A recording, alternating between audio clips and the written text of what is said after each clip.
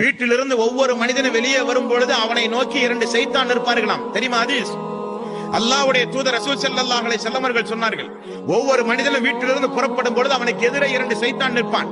வீட்டில இருந்து வெளியே வந்த உடனே கையை பிடித்து யார் சீக்கிரம் அவனை வழிகெடுப்பது, அவனுடைய இபாதத்தை, அவனுடைய ஈமானை, அவனுடைய தக்குவாவை, அவனுடைய ஹிதாயத்தை இன்றைக்கு யார் வழிகெடுப்பது? போட்டி 2 சைத்தான்களுக்கு மத்தியில். பிஸ்மில்லாஹி தவக்கல்து அலல்லாஹ், நான் அல்லாஹ்வின் மீது முழு தவக்கல்து வைத்து இதோ நான் புறப்படுகிறேன் என்றால் சைத்தான் பயந்து போகிறான்.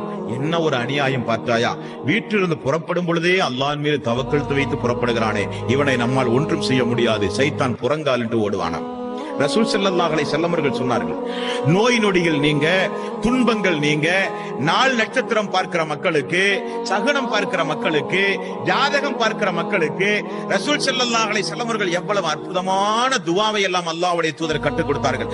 அல்லாஹும்ம லா யஅதி பில் ஹஸனாத்தி இல்லா அன்த, அல்லாஹும்ம லா யஅதி பில் ஹஸனாத்தி இல்லா அன்த வலா யத்ஃபஉ ஸய்யிஅத்தி இல்லா அன்த வலா ஹவ்ல வலா குவத்த இல்லா பில்லாஹ். யா அல்லாஹ், உன்னை அன்றி எனக்கு எந்த நன்மையும் நடக்காது, எனக்கு எந்த தீமையும் நடக்காது. என்ன துஆ!